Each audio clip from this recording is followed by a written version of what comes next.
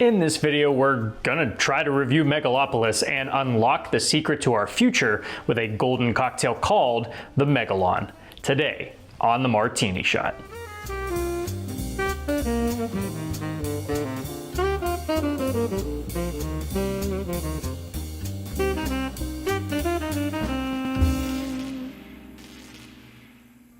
Hello and welcome to the Martini Shot, home of movie reviews and movie-themed cocktails. Before we get into the review, let's whip ourselves up a drink. This cocktail is going to be a nice little combination of rich flavors and a bubbly body. First, go ahead and grab your shaker. We're going to be starting with a little bit of fresh lemon juice at ½ an ounce, followed by 3/4 ounces of maple syrup. And now for our alcoholic ingredients, we're going to be adding just a smidgen of mezcal, comes out to about 1/4 of an ounce. Follow that up with ½ an ounce of elderflower liqueur, and then finally 2 ounces of bourbon. And for our final ingredient, we're going to be adding just a little bit of edible gold luster dust. I wouldn't go more than ½ a bar spoon, maybe even less than that. All right, let's go ahead and throw some ice in that shaker and shake to chill.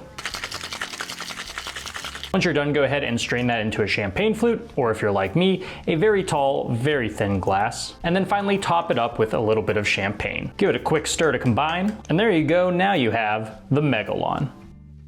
I love this really unique combination of the maple syrup and the champagne. You get this rich molasses-like flavor alongside the bubbly complexion that comes with champagne, and it creates this really unique pairing, one that I think is heightened by the inclusion of bourbon, gives it a little bit of a spice, while a little bit of mezcal adds a tinge of smokiness to it, not too overbearing, but you can definitely tell it's there. Pairs well alongside the bourbon. The elderflower liqueur is bringing in a little bit of sweetness and just a hint of botanicals, while the lemon juice brings in just a little bit of tartness, not too overbearing. This doesn't become whiskey sour territory. And overall, I enjoy this. It's pretty unique. It's unlike anything that you'll probably be drinking at any kind of bar, just because I don't think a lot of people are super keen on a lot of these flavor combinations, but I think they really do come together pretty well when combined in a way like this. And with that luster dust too, it's just a pillar of gold. What's not to love? Now that we have our drink, let's get right into the review.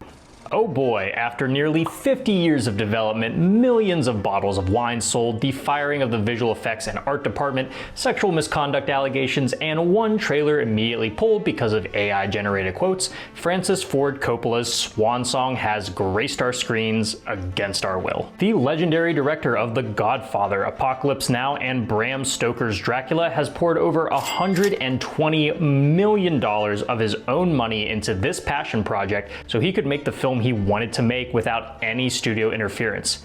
And boy did he make a movie. Megalopolis has been called many things: confusing, inane, messy, off the rails, inspiring, imaginative, provocative, and personal.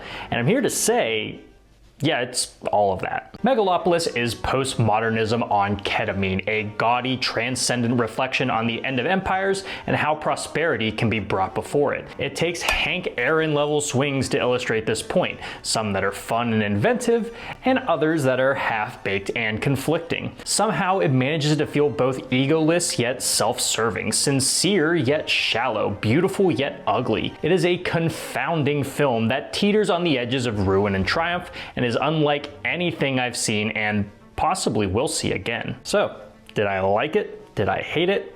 Yes. Set in an alternate present-day United States, brilliant inventor and architect Caesar Catalina works to build his magnum opus, a utopic society called Megalopolis. He faces pushback from the mayor and other powerful figures, but when teamed with the mayor's daughter, Julia, Caesar fights tooth and nail to build the future that is needed before the present collapses underneath them. Where to even begin with this film? The performances at times feel incredibly disjointed, as if these were characters pulled from different films. Adam Driver, portraying genius Caesar, is fully committed to the absurdity of this film, but that does lend to genuine earnesty that shines through the nonsense about stopping time and creating gods with our minds. At times, he does just come off as a quote machine, spouting Shakespeare and philosophical ramblings that Coppola probably thought were smart sounding. But other times he's an envoy of progress, one that doesn't just come from abstract futuristic architecture, but a drive to discuss the world we live in so we can avoid its self-destruction. It honestly feels like a Neil Breen kind of character, a tortured visionary destined to save the world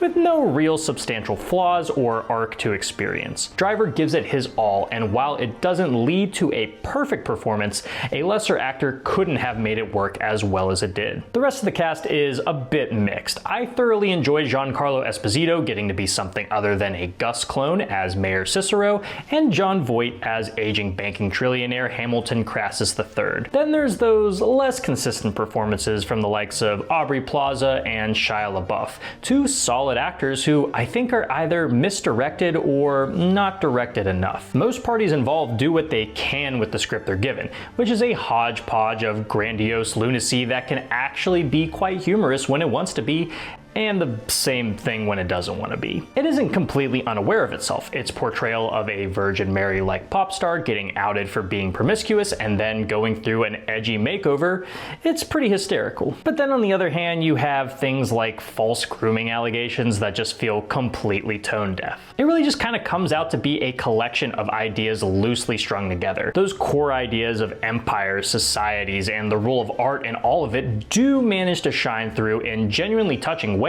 You just have to shift through go-nowhere side plots and mind-numbing, coked-out sequences to get there. Like the rest of the film, the visuals are so inconsistent, probably due in part to that VFX team firing. The film contains genuinely immersive imagery, gold and glittery colors, and imaginative world building that pulls from works like Metropolis. But on the other hand, a lot of visuals look tacky, unfinished, and unrealized. At times, the world feels as if it exists in a grounded reality on recognizable city streets, but then in the same breath, locations will look overly fantastical while the humans that roam about them feel disconnected from their habitats. It's incredibly inconsistent in both quality and utilization, and I could understand and maybe even forgive one or the other, but not really both. After all of this, I'm still unsure of where my heart falls with this. On the one hand, Megalopolis reads as a messy shotgun of ideas by a director that let his ambitions get the better of him, failing to harness the storytelling prowess to succeed with a tale like this. On the other hand, it's a purposefully outlandish and otherworldly creation that goes big with its presentations